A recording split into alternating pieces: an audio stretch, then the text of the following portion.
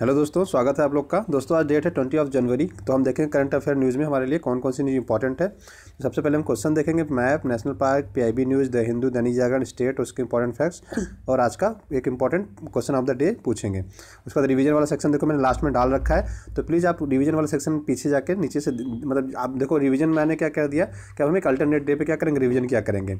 ठीक है, तो जो जिसको रिवीजन करना है डेली का, तो मैंने उसको पीडीएफ लास्ट में डाल रखा है, तो वहाँ से उसको रिवीजन कर सकते हैं। उससे पहले बता दें, देखो पीडीएफ यहाँ पे मिल जाएगी आपको और बुक्स भी मिल जाएगा।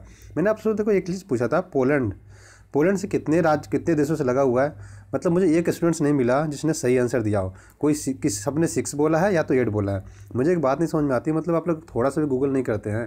प्लीज़ ऐसा किया करिए। देखिए अब आप सबने आंसर दिया ना, गलत दिया। अगर एग्जाम में पूछ लिया जाएगा, हो सकता है मैं गलत हूँ, तो प्लीज़ मुझे करेक्ट करिएगा। अभी मैं आपको मैप दिखाऊंगा उसमें, ठीक है। तो आप ये प्लीज़ इस इन चीज़ों का थोड़ा सा ध्यान रखिए, थोड़ा लाइटली ना लीजिए चीज़ों को, कि तो मैप से हर साल IAS में 2 क्वेश्चन आते हैं। हर साल 2 क्वेश्चन आते हैं, हर साल 2 क्वेश्चन आते हैं। आप पूरा प्रीवियस ईयर पेपर उठा के देख लीजिए।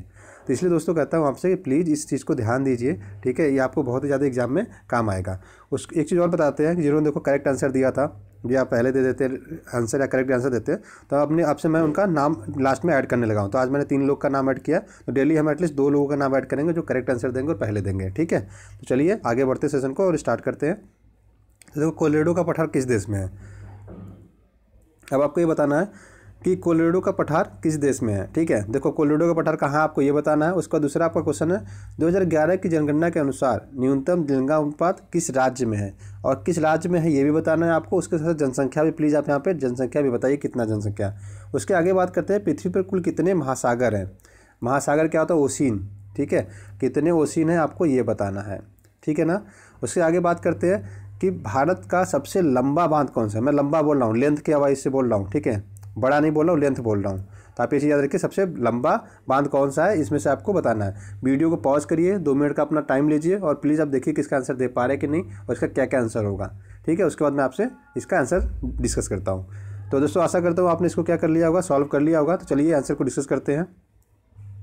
तो देखिए कोलोराडो का पठार दोस्तों अमेरिका में है, ठीक है। इसको हम अभी इमेज में देखेंगे कि अमेरिका में कोलोराडो का पठार कहाँ पे है।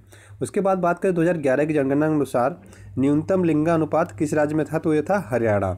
और जो अनुपात था 1000, मतलब वो था आपका 879। 879 कैसे था, 1000 पुरुषों पे, ऐसा मान लो आप 1000 पुरुषों पे 879 औरतें थी, ऐसा समझ सकते हैं आप, ठीक है।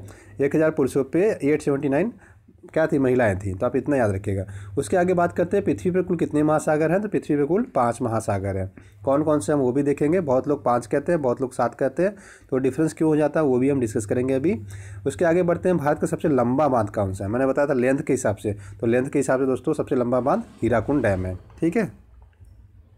अब देखिए, अब यहाँ पे देखो पहले सबसे पहले कॉन्टिनेंट दिखा देता हूँ। कॉन्टिनेंट कौन कौन से, जिसको महाद्वीप बोलते हैं। देखो महाद्वीप क्यों बोलते हैं, बस ढेर सारे छोटे छोटे देश मिलके एक पानी से, देखो सारे एक तरह से ना चारों तरफ से पानी से अलग हो जाते हैं।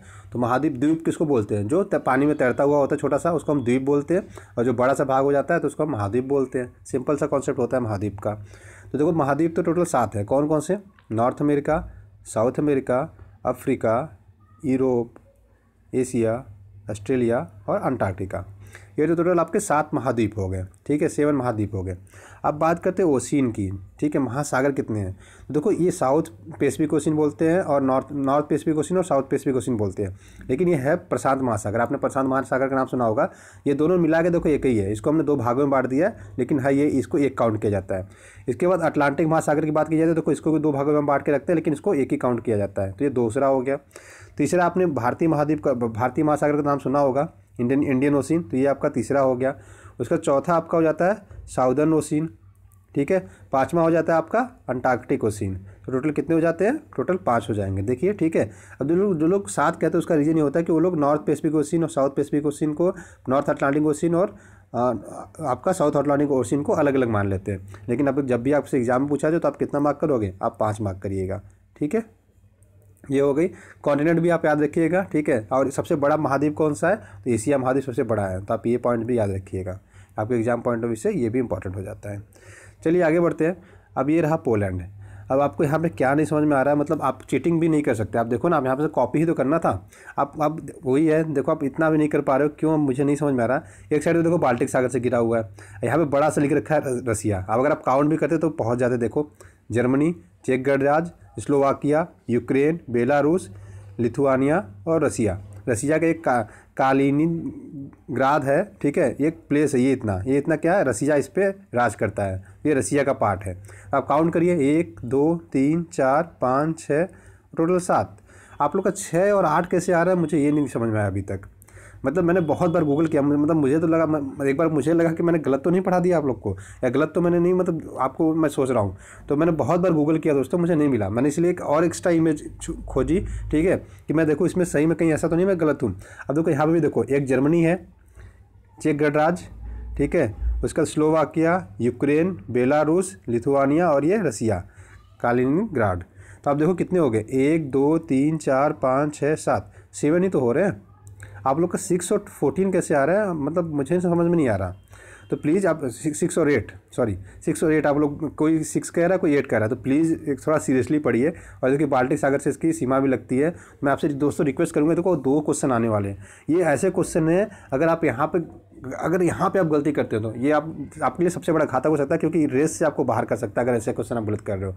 ऐसे क्वेश्चन को गलत करने में कोई गुंजाइश होती ही नहीं है, क्योंकि सारे लोग के सही होने के चांसेस है ना। अगर आप गलती कर रहे हैं तो आपसे 10,000 लोग क्या है आगे निकलने के चांसेस, आगे निकलने के लिए खड़े रहेंगे। तो इसको आपको गलत नहीं करना है, प्लीज़ इस चीज़ को ध्यान रखिए, ठीक है। इसीलिए मैं आप देखो, मैं एटलीस्ट 3 से 4 दिन रिवीजन करूँगा, उसके बाद मैप को रिवीजन सेक्शन में डाल दिया करूँगा। इसीलिए मैंने मैप हटाता नहीं जल्दी, क्योंकि मैप से क्वेश्चन 2 बनने ही बनने हैं। बात करते हैं युगांडा की, तो देखो युगांडा से बॉर्डर किसका किसका लगता है, कांगो का, रवांडा का, तंजानिया, केन्या और दक्षिण सूडान। सूडान में 2 भागों में बटा गया, नॉर्थ सूडान और साउथ सूडान। तो आप ये पॉइंट्स भी याद रखिएगा, ठीक है ना। और एक लैंडलॉक कंट्री है युगांडा, आप ये भी याद रखिएगा। प्लस इसकी जो सीमा लगती है, अब विक्टोरिया लेक से नहीं लगती, आप ये भी पॉइंट याद रखिएगा, ठीक है। आगे बढ़ते हैं रसिया। देखो रसिया का जो सीमा लगती है, बहुत सारे लोगों ने इसका सही आंसर दिया, कुछ लोगों ने 13 के आसपास बोला, लेकिन देखिए एक्चुअल इसका आंसर 14 है। ये जो 14 देशों से लगता है इसका सीमा, जैसे उत्तर कोरिया, चीन, मंगोलिया, कजाकिस्तान, अजरबैजान, जॉर्जिया। कितने हो गए अभी तक, 6 हो गए। उसके बाद देखोगे यूक्रेन, पोलैंड से बॉर्डर लगता है, अभी तो मैंने जैसे बताया आपको, नॉर्वे, फिनलैंड, ठीक है, एस्टोनिया, लातविया, लिथुआनिया और बेलारूस।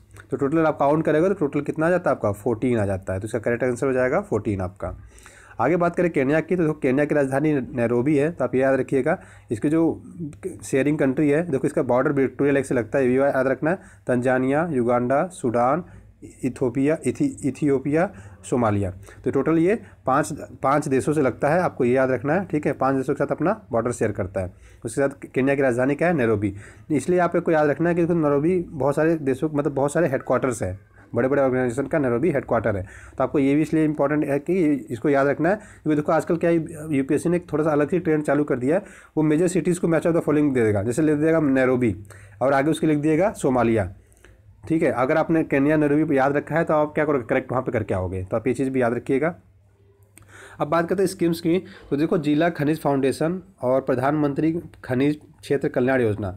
अब ये क्या है, तो आपको थोड़ा सा ये देखो मेंस में भी इसका यूज़ हो जाएगा और प्रीलिम्स में भी यूज़ हो जाएगा। मेंस में कैसे यूज़ हो जाएगा, अगर इसकी बात करें, देखो जिला खनिज योजना या फाउंडेशन की ये एक एनजीओ है एक तरह से, ठीक है। इसको चालू क्यों किया गया, इसका रीज़न क्या है। देखो होता क्या है, कहीं भी अगर खनन होता है, चाहे मतलब जो भी आप पहाड़ी इलाका देख लीजिए, उसमें क्या होता है, जो कंपनी खनन करती है उसको लाभ होता है, गवर्नमेंट को लाभ होता है।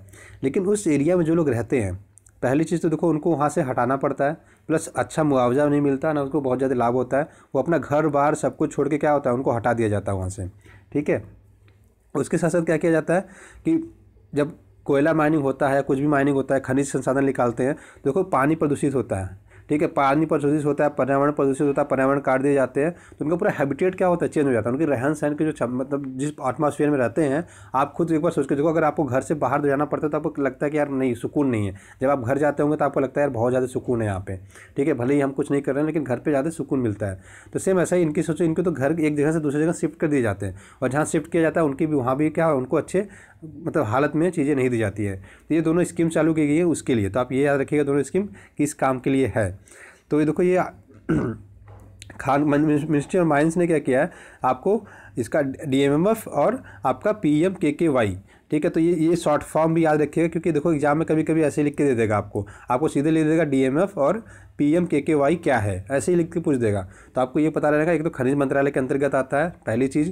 दूसरा ये है कि जो लोग, ठीक है, जो लोग मतलब जहाँ खनिज संसाधन वगैरह कुछ होता है, यहाँ पे खनिज खनिज संसाधनों के लिए जहाँ पे मतलब उसकी खुदाई होती है, वहाँ के जो आसपास के लोग होते हैं उनको जो प्रतिस्थापित किया जाता है। मतलब अगर सपोज करो यहाँ खनन होना है, इस इलाके में 50 लोग रह रहे थे। अब क्या है, जब इस इलाके में खनन होना है, देखो पानी में क्या, पानी में आर्सेनिक वगैरह मिल जाते हैं, पानी दूषित हो जाता है, पीने लायक नहीं होता। इनको क्या होता है, शिफ्ट किया जाता है। अब देखो इनका घर बार सब कुछ यहाँ से क्या होता है, चला जाता है, क्योंकि यहाँ खुदाई होनी है, तो इनको यहाँ पे शिफ्ट किया जाएगा। तो यहाँ पे देखो इनको सुविधाएं मिल रही है कि नहीं, इसका ख्याल रखा जाएगा। प्लस इनको पानी वाटर की जितना भी बेटरमेंट हो सकता है उतना बेटर तरीके से दिया जाएगा, एक अच्छा हैबिटेट दिया जाएगा। प्लस इस खनन से जो भी लाभ हो रहा है ना, इससे भी कुछ योगदान देने की इसमें बात कही गई है।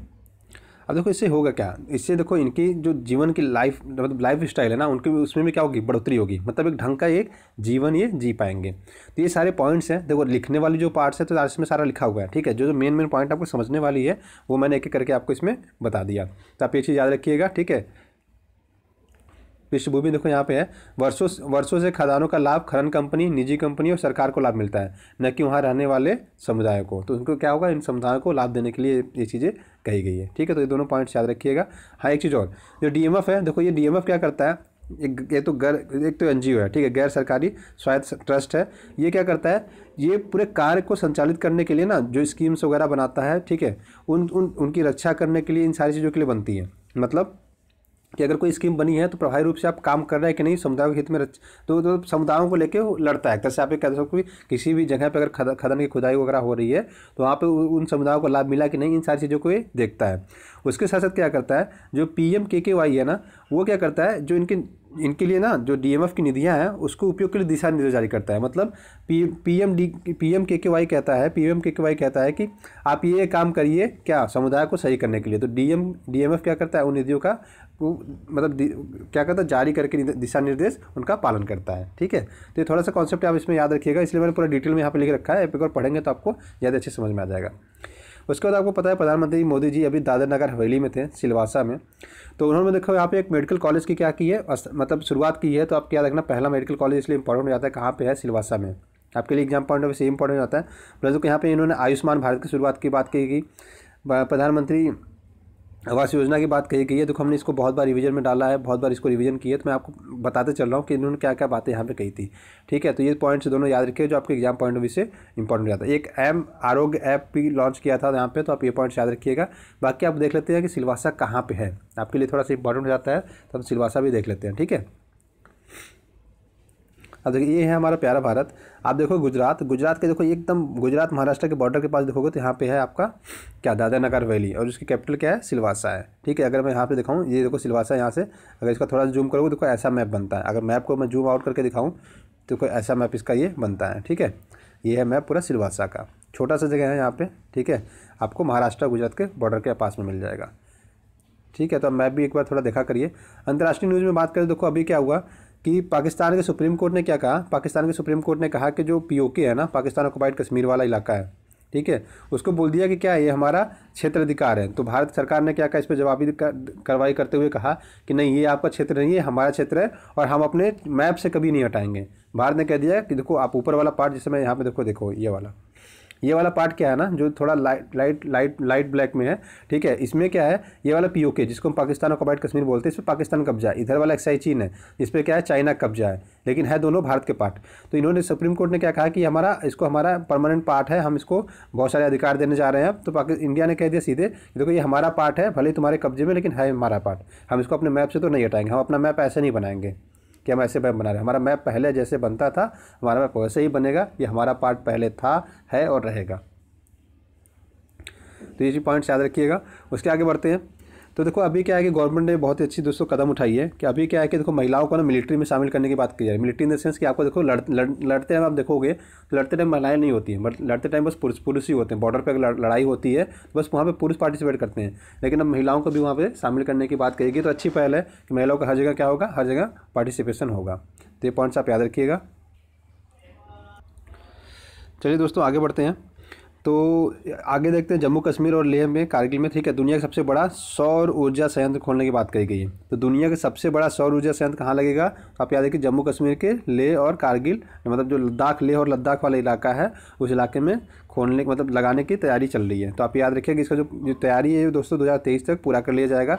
ये दुनिया में सबसे बड़ा सोलर प्लांट होगा, तो आप ये याद रखना है, ठीक है। तो दुनिया का सबसे बड़ा सोलर प्लांट होगा कहाँ पे, जम्मू कश्मीर के लेह लद्दाख में। इसके देखो क्वेश्चन बनने के चांसेस हैं, तो आप इसको इंपॉर्टेंट मार्क करके रखिएगा। बात करते हैं महात्मा गांधी की 150वीं जयंती अभी हम मना रहे हैं, ठीक है। अब इसमें क्या है कि देखो एक डिजिटल स्टडी किट तैयार किया है जो 16 GB का पेन ड्राइव होगा। इस किट में क्या होगा, इनके ऊपर जितनी भी किताबें लिखी गई हैं, ठीक है, इनके ऊपर जितनी भी किताबें लिखी गई हैं उन किताबों को क्या करेगा, इसमें डाल दिया गया, मतलब इसमें एक पूरा ऑडियो वीडियो सारा बना के, जिसमें से क्या किया गया 20 पुस्तकों को लिया गया उसमें, ठीक है। 20 पुस्तकों में से 10 किताबों पर क्या किया इन्होंने, 10 तो किताबें हैं प्लस 9 पे उन्होंने डॉक्यूमेंट्री फिल्म बनाई है। तो इसमें क्या है कि सारी चीज़ें दी गई हैं और उसके साथ साथ इसमें 100 आपको तस्वीरें भी डाली गई हैं। तो आप ये चीज़ मत, आपको देखो इतनी सारी चीज़ें याद नहीं रखनी, आपको एग्जाम पॉइंट ऑफ व्यू से क्या है, डिजिटल इस किट का नाम है माई लाइफ माई मैसेज, ठीक है। आप ये याद रखिएगा, महात्मा गांधी 150वीं जयंती मना रहे तो आपके लिए इंपॉर्टेंट हो जाता है। प्लस जो आप इस बार आप प्रीलिम्स देने वाले हैं, जो लोग प्रीलिम्स देंगे, महात्मा गांधी के जितने भी आंदोलन थे, चाहे चंपारण से लेके असहयोग लेके, ठीक है, जितने भी इन्होंने आंदोलन के दांडी मार्च जितने भी किए, आपको सारे के सारे देख के जाना है एग्जाम में। ये पॉइंट्स आप याद रखिएगा, ठीक है, क्योंकि 150वीं जयंती हम मना रहे हैं तो आपके एग्जाम पॉइंट ऑफ व्यू से इंपॉर्टेंट हो जाता है। बाकी देखो BHEL और लिपकॉइन भारत ने क्या क्या एक गीगा हावर्स की क्या है लिथियम आयन बैटरी संयंत्र निर्माण की बात कही है। तो ये एक बड़ी परियोजना है, उसको बढ़ाने की कहाँ तक बात कही गई, 30 तक, ठीक है। तो 30 के लेवल तक हम इसको ले जाने की बात कही है। तो आप ये चीज़ याद रखिएगा कि इसके साथ मिलकर चालू किए गए लिथियम आयन बैटरी संयंत्र के लिए तो आप लिपकॉइन भारत और BHEL का पहल है। तो आपसे देखो यही से बस इतना ही क्वेश्चन इसमें बन सकता है। उसके बाद देखो एक ये आप नॉलेज है, पता नहीं पूछेगा कि नहीं पूछेगा, बट मुझे लग रहा था इसको बता देना चाहिए। एक मेढक है जिसका नाम रखा गया था रोमियो। ये एक ही सिंगल एक सिंगल बचा हुआ था पर्सन, मतलब इसकी प्रजाति वो सिंगल ही बचा हुआ था। लेकिन हाल फिलहाल में क्या हुआ, बोलाविया के वनों में क्या हुआ, इसके मतलब इसकी एक सहजाति प्रजाति पाई गई, ठीक है। मतलब इसके जैसा ही एक और मेढक मिला, तो ये माना जा रहा है कि क्या हो, मतलब ये विलुप्त कगार से इसको हम अब बचा सकेंगे, क्योंकि एक ही था, ठीक है। अभी 2 मिल के मेल फीमेल 2 हो गए, तो अब ये माना जा रहा है कि क्या हो सकता है, इनके प्रजनन करेंगे और ये आगे इनकी पीढ़ियों को हम बढ़ा सकते हैं, ऐसा भी नहीं होगा कि विलुप्त हो जाएंगे। तो बस ये पॉइंट्स याद रखिएगा। रोमियो का नाम से पूछेगा, रोमियो क्या है, मेढक है, बस इतना पॉइंट्स आप याद रखिएगा। अब न्यूज़ की बात करें, देखो वियतनाम में क्या हुआ, आसियान देशों और भारत के पर्यटन मंत्रियों की 7वीं बैठक का आयोजन हुआ, ठीक है। तो आप याद रखिए कहाँ पे हुआ, वियतनाम में हुआ था। उसके बाद बात करते हैं, देखो अब इस बैठक में कौन कौन से कंट्री शामिल हुए, Brunei, Cambodia, Indonesia, Laos, Malaysia, Myanmar, Philips, Singapore, Thailand, ठीक है। ये इतने क्या हुआ मंत्री, इसके पर्यटन मंत्री शामिल हुए थे। अब बात करते हैं एशियान की, तो देखो एशियान क्या है, तो देखो association of southern Asian Nations बोलते हैं इसको, ठीक है, शॉर्टकट में एशियान बोलते हैं। दक्षिण पूर्व एशियाई राष्ट्रों का एक संगठन है जिसको आसियान बोला जाता है। इसकी स्थापना दोस्तों 8 अगस्त 1967 को की गई थी, थाईलैंड की राजधानी, अच्छा ये बैंकॉक में, थाईलैंड की राजधानी बैंकॉक में की गई थी, लेकिन इसका जो हेडक्वार्टर है वो इंडोनेशिया जकार्ता में है। तो आप याद रखिएगा, देखो इसके अगर नाम याद रख सकते हो तो ठीक है, वरना रटने की कोई ज़रूरत नहीं है, ठीक है, कि ऐसा नहीं हो कि आप इसको रटे जा रहे हो। तो इतना भी नहीं है कि आप देखो, अब इसमें UPSC बड़ा फेयर गेम खेलता है। पिछली बार 2018 का पेपर उठा के देखें, शायद ये क्वेश्चन पूछ रखा है, उसमें USA का नाम दे रखा है, तो USA तो आएगा ही नहीं, ठीक है। जापान का नाम दे रखा है, जापान तो आएगा नहीं। तो आप ये ऐसे, जापान क्योंकि नॉर्थ में है, साउथ में तो है नहीं, तो ऐसे ऐसे को आप एग्जाम्पल उसमें एग्जाम्पल बढ़ते, अगर आपने इसको नाम याद भी नहीं रखा है तो अगर थोड़ा सा भी दिमाग लगाओ तो उसका आंसर आप दे सकते हो, ठीक है। आसियान का उद्देश्य क्या है, देखो आर्थिक विकास करना, समृद्धि को बढ़ाना, उसके साथ साथ क्या है, एक दूसरे की संस्कृति और व्यवसाय के क्या है उसको भी प्रस्तुत करते हैं और ये लोग इसको बढ़ाने की भी बात करते हैं। तो ये सारे पॉइंट्स आप इसके याद रखिएगा। और बात करते हैं स्टेट्स की, तो देखो स्टेट्स तो हम ये रिवीजन कर चुके हैं। जो अगला स्टेट पढ़ने वाले आज हम महाराष्ट्र, जिसकी कैपिटल मुंबई है, जिसके CM क्या है, देवेंद्र फडणवीस है, ठीक है। जो CM है ये C विद्यासागर राव है और गवर्नमेंट BJP के, और इंग्लिश लैंग्वेज मराठी है, ठीक है। अब वेस्ट बंगाल की बात करें, देखो वेस्ट बंगाल का जो स्थापना फॉर्मेशन हुआ था वो 26 जनवरी 1950 को हुआ था। इसका एक नेशनल पार्क कौन सा इंपॉर्टेंट है, मोस्ट इंपॉर्टेंट है सुंदरवन नेशनल पार्क। तो याद रखिएगा, आपके एग्जाम पॉइंट ऑफ व्यू से ये इंपॉर्टेंट हो जाता है। अब मैंने कल पूछा था कि सहारा मरुस्थल कहाँ है, तो देखो सहारा मरुस्थल आपका अफ्रीका महाद्वीप में है। ये वाला जो पूरा ऊपर वाला एरिया है ये पूरा क्या डिजर्ट एरिया है। तो आप ये पॉइंट्स याद रखिएगा। अब आज से क्वेश्चन पूछते हैं आपसे, भारत का राष्ट्रपति बनने के लिए न्यूनतम आयु की सीमा कितनी है, तो आपको ये बताना है, ठीक है। तो देखो कल जिन्होंने मतलब पिछले 2 दिन में जिन्होंने आंसर दिया सही ये तो मोनिका सिंह जी उन्होंने दिया था, नंदराज और दिव्या कुमारी, मतलब जिन्होंने पहले कोशिश करता हूँ, मतलब जिन्होंने पहले आंसर दिया है मैं उनके नाम ही डालने की कोशिश करता हूँ, क्योंकि एक फेयर सा हो कि जिन्होंने पहले आंसर दिया है, ठीक है। तो देखो अब ऐसा नहीं है कि आपका नाम 2 बार आ गया तो आपको फिर दोबारा से एंट्री मिलेगी। मैं मतलब कुछ दिन बाद हो सकता है आपको मिल जाए, लेकिन जो पहले आंसर दे रहा है और करेक्ट आंसर दे रहा है मैं कोशिश कर रहा हूँ कि उनके ही नाम इसमें आए, ठीक है। तो दोस्तों यहाँ तक रखते हैं, उसके बाद रिवीजन वाले सेक्शन को आज नहीं रखते हैं, रिवीजन किसी और दिन करेंगे, ठीक है। दोस्तों मेरी कोशिश यही रही है कि मैं देखो कंटेंट थोड़ा अच्छा प्रोवाइड कराऊँ और हिंदी में प्रोवाइड कराऊँ। मेरी पूरी कोशिश है कि मैं आपको सारे कंटेंट ना हिंदी में प्रोवाइड कराऊँ, ठीक है। एडिटोरियल आपसे हम क्या करेंगे, शाम को डिस्कस किया करेंगे, तो क्या होगा कि उसका ट्रांसलेशन हम पूरा कंप्लीटली हिंदी में कर पाएंगे, ठीक है। तो दोस्तों आशा करता हूँ कि आपको वीडियो पसंद आ रहा होगा, और वीडियो पसंद है तो अपने दोस्तों के साथ लाइक, शेयर और सब्सक्राइब करना ना भूलिएगा। ये सब्सक्राइब का बटन आपको यहाँ पे दिखेगा रेड कलर का, प्लीज़ उसको प्रेस कर लीजिएगा। यहाँ पे आपको बेल आइकन दिखेगा, वहाँ पे उसको मतलब प्रेस कर देंगे तो आपको जब भी मैं वीडियो डालूंगा आपको नोटिफिकेशन मिल जाया करेगा, ठीक है। वीडियो देखने के लिए दोस्तों बहुत बहुत धन्यवाद। आपका दिन शुभ हो। Thank you so much. Have a great day.